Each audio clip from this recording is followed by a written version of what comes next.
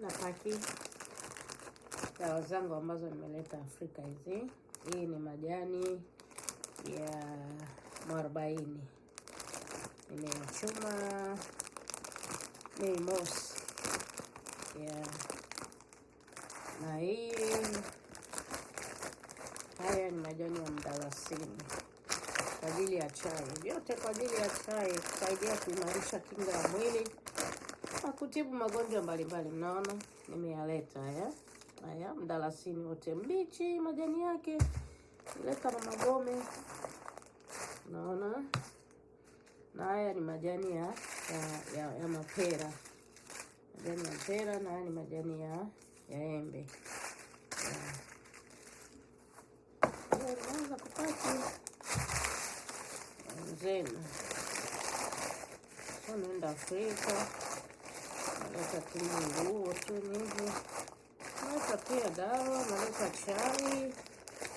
Naona naleta na mbegu za kupanda. Naleta na mbegu za kupanda. Naona hii atundula nacho naete mbegu cha atundula.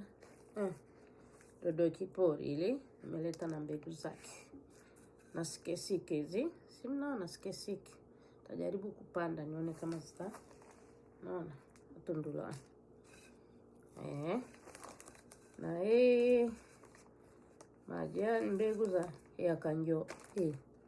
Novyala yakanjo chake mbuto.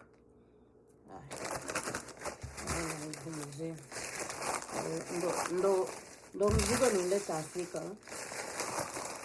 Nileta changuo wala cha nini. Nimeleta tu majani mwenzenu. Lakini msije mkanite mganga wa kienyeji. Nyewe mnafikiri kila mganga wa kienyeji mchawi. Hii kwa ajili ya matumizi ya chai. Najua sisi wa age go tunatumia vitu kama hivi. Hii kujaribu kuboost immunity system na cells ambazo zimeshaanza kuchoka. Au si? Wanakunywa chai ya mdalasini fresh, organic.